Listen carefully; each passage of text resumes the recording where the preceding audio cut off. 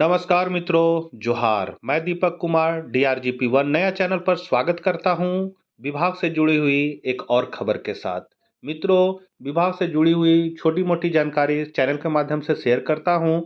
इसी तरह की खबर यदि आप जानना चाहते हैं तो चैनल को जरूर सब्सक्राइब कर ले। खबर यही है कि झारखंड में शिक्षकों का स्थानांतरण का प्रक्रिया शुरू हो चुका है। विशेष परिस्थिति के अंतर्गत शिक्षकों का स्थानांतरण किया गया है। प्राइमरी शिक्षकों का स्थानांतरण हुआ था, फिर आपका हाई स्कूल शिक्षकों का स्थानांतरण हो चुका है और बहुत जल्द हाई स्कूल और प्लस टू शिक्षकों का ट्रांसफ़र होने वाला है। जिनका एक विद्यालय में 6 साल हो चुका है, उनका जेंडर ट्रांसफ़र होने वाला है। अभी जो ट्रांसफ़र हो रहा है वो सारे विशेष परिस्थिति में हो रहे। तो खबर यही है कि आज के डेट में जिसका पत्रांक है 18/23 15/9/2025 मतलब आज के तारीख में शिक्षकों का स्थानांतरण हो चुका है। यही आदेश जारी किया गया है। लिस्ट में आपका नाम है कि नहीं देख सकते हैं। तो लिखा गया है कि राज्य के सरकारी प्राथमिक, उच्च प्राथमिक, माध्यमिक एवं उच्च माध्यमिक विद्यालयों के प्राचार्य, प्रधानाध्यापकों एवं शिक्षकों के स्थानांतरण नीति की स्वीकृति से संबंधित संकल्प संख्या 2093 करने मतलब है कि जो स्थानांतरण नीति नियमावली बनाया गया है, स्थानांतरण का नियमावली बनाया गया है 2093/6/8/2019 को। फिर उसमें बहुत सारा संशोधन हुआ था। उसके आधार पर कक्षा 1 से 5 तक और 6 से 8 तक के शिक्षकों का विशेष परिस्थिति में ऑनलाइन पोर्टल के माध्यम से अंतर जिला स्थानांतरण किया गया है। तो राज्य स्तरीय स्थापना समिति की बैठक जो है वो 10/9/2025 को हुई थी और उसी के आलोक में विशेष परिस्थिति के अंतर्गत शिक्षकों का, प्राइमरी शिक्षकों मतलब 1 से 5 और 6 से 8 कक्षा के शिक्षकों का अंतर जिला स्थानांतरण मतलब एक जिला से दूसरा जिला में स्थानांतरण कुछ विशेष शर्तों के अधीन किया गया है। अब यहाँ पर हम धीरे धीरे बढ़ा दे रहे हैं, आप लोग देख सकते हैं सारा चीज़ दिया हुआ है। यहाँ हम नाम लिख दे रहे हैं, कौन जिला से, टीचर आईडी नहीं दिखाते हैं। तो यहाँ पर आप देख सकते हैं पोस्टेड थे गुमला में, आ गए लोहरदगा में, गुमला से धनबाद चले गए, गुमला से रांची चले गए। इधर नाम दिया हुआ है, रीजन ऑफ ट्रांसफ़र दिया हुआ है, किस कारण से किया गया, तो इनका बीमारी का कारण किया गया है। यहाँ पर पति पत्नी वाला मामला के आधार पर इनका किया गया, तो ये सारा रीजन दिया गया है। पोस्टिंग डिस्ट्रिक्ट मतलब जहाँ है और प्रेफरेंस डिस्ट्रिक्ट मतलब जहाँ पर आप गए हैं, वो सारा चीज़ इसमें दिया गया है। तो हम धीरे धीरे इसको बढ़ा रहे हैं, आप लोग देख सकते हैं।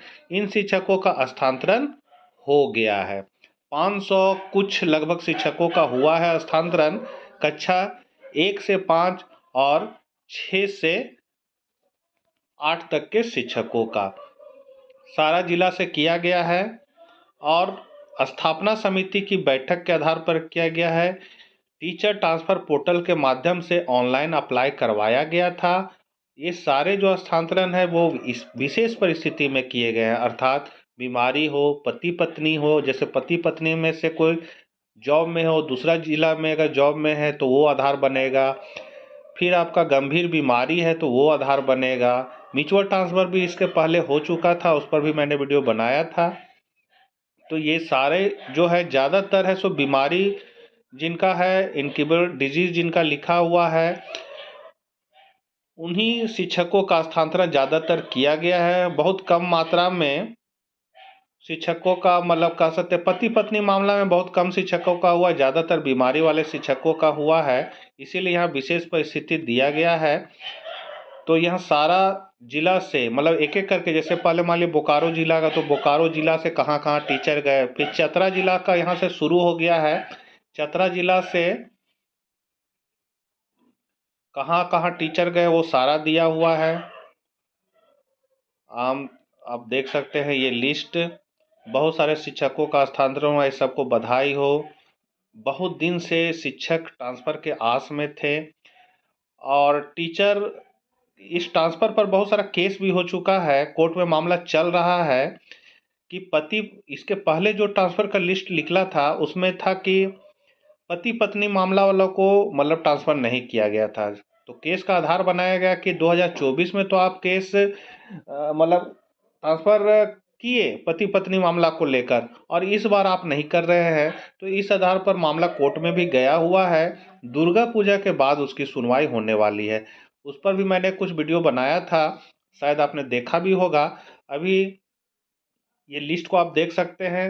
ज़्यादातर यहाँ लेकिन हजारीबाग में टीचर आए हैं, सारे जगह से दिखने में लग रहा है, लेकिन आप गौर करिए, सारा इनक्यूबल डिजीज मतलब सारा मतलब बीमारी वाला ही है। केस जो मामला बना है ट्रांसफर का, वो बीमारी का ही बनाया गया है। इतने इतने शिक्षकों का स्थानांतरण हुआ है। अब थोड़ा स्पीड बढ़ाते हैं। अभी 8वां पेज में है, कम से कम 19 पेज है। तो ये आप लिस्ट है सो हम टेलीग्राम में डाल देंगे, वहाँ से भी आप इसको देख सकते हैं, डाउनलोड कर सकते हैं। अब सीधे हम लोग चलते हैं इसमें क्या क्या शर्त रखा गया है ट्रांसफ़र करने के लिए। मतलब ये स्थानांतरण जब हो गया आपका, तो उसके बाद आपको किन किन नियमों का पालन करना होगा, क्या करना होगा, वो सारा चीज़ का हम लोग आप नीचे चर्चा करते हैं। नीचे दिया गया है। तो ये टोटल है, अभी हम 16 पेज पे आ गए हैं। 16, तो आप यहाँ देख सकते हैं संख्या कितने शिक्षकों का हुआ है ट्रांसफ़र। तो यहाँ देख लीजिए आप, 544 शिक्षकों का ट्रांसफ़र हो चुका है। 544 शिक्षकों का अंतर जिला स्थानांतरण हो चुका है। अब क्या क्या शर्त है यहाँ, तो यहाँ शर्त दिया गया है। सबसे पहले है कि नए जिले में स्थानांतरित शिक्षक शिक्षिकाओं का वेतनमान वही होगा जिस वेतनमान में वे इस अंतर जिला स्थानांतरण के पूर्व कार्यरत थे।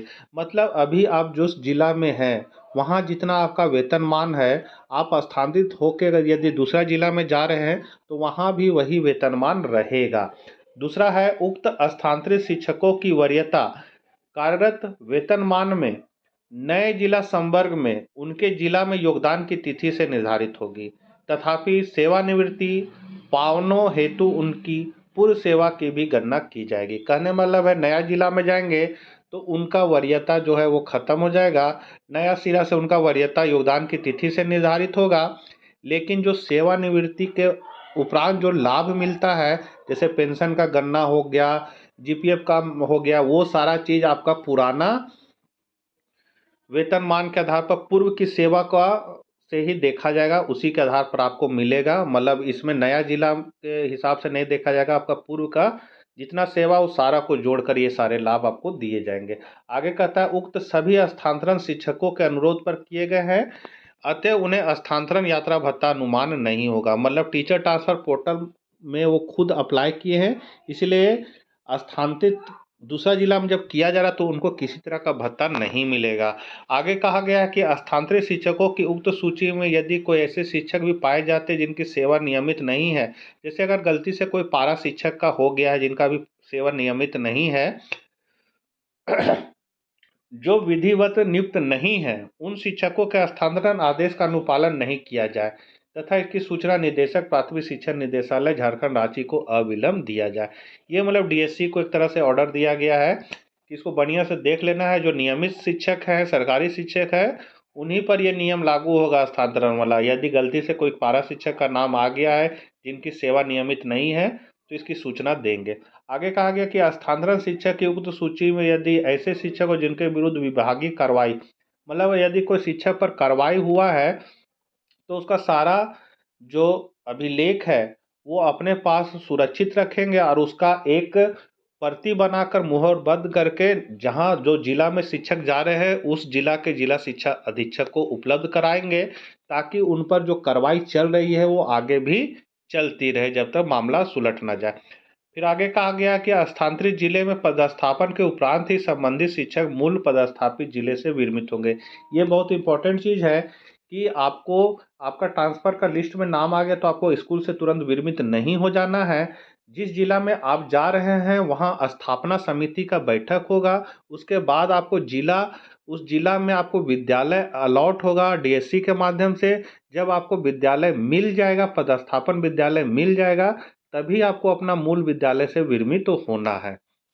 आगे कहा गया, जिला शिक्षा अधीक्षक का दायित्व हुआ कि स्थानांतरण के फलस्वरूप जिले में आए शिक्षकों का पदस्थापन 15 दिनों के अंदर कराना सुनिश्चित किया जाए। साथ ही संबंधित जिला शिक्षा अधीक्षक शिक्षकों के पदस्थापन के फलस्वरूप यथाशीघ्र नए जिले में योगदान हेतु विरमित करेंगे। मतलब डीएससी है सो 15 दिन के अंदर है, सभी शिक्षकों को पदस्थापित विद्यालय अलॉट करा देंगे और जब इनको विद्यालय अलॉट हो जाएगा उन शिक्षकों को, तभी वो अपने मूल विद्यालय से विरमित होंगे। जिला शिक्षा अधीक्षक संबंधित शिक्षक को विरमित करने से पूर्व उनसे इस आशय में प्रमाण पत्र प्राप्त कर लेंगे कि उनके जिम्मे पदस्थापित विद्यालय का किसी प्रकार का पावना वित्त रहित नहीं है। मतलब उस विद्यालय में जहाँ है, वहाँ से यदि विरमित हो रहे हैं अपने मूल विद्यालय से, तो वहाँ पर किसी तरह का वित्तीय मतलब वित्तीय मामला में नहीं होना चाहिए, उन पर किसी चीज़ का देयता नहीं होना चाहिए। इस चीज़ का प्रमाण पत्र उनको देना होगा डीओ को, फिर वहाँ से विरमित करना है, डीएससी महोदय करेंगे। आगे है, शिक्षक शिक्षिकाओं को पदस्थापित जिले से विरमित करने से पूर्व संबंधित जिले के जिला शिक्षा अधीक्षक उनसे यह प्रमाण पत्र प्राप्त करेंगे, स्थानीय में इच्छित पदों का दावा नहीं करेंगे। मतलब जिस जिला में जा रहे हैं वहाँ पर आपको प्रमाण पत्र देना होगा कि हम यहाँ पर किसी तरह का दावा नहीं करेंगे। आगे है, अंतर जिला स्थानांतरण में किसी प्रकार त्रुटि में संशोधन अधिकार निदेशक प्राथमिक से निर्देश। मतलब अगर किसी का नाम में गलती है, स्कूल का नाम में गलती है, या कोई भी टाइपिंग एरर है, तो इसका जो त्रुटि संशोधन होगा वो डायरेक्टर प्राथमिक शिक्षा निदेशालय में ही करेंगे। डायरेक्टर साहब ही इसको कर सकते हैं। ये सारा चीज़ दिया गया है। तो ये आज का ही लेटर है और इस लेटर के आधार पर 544 शिक्षकों का स्थानांतरण हो चुका है और जल्द ही टीजीटी और पीजीटी जेंडर ट्रांसफर होने वाला है। इसके लिए आप लोग तैयार रहे। तो मिलते हैं हम लोग नए खबर के साथ, तब तक आगे दीजिए। जय हिंद, जय भारत।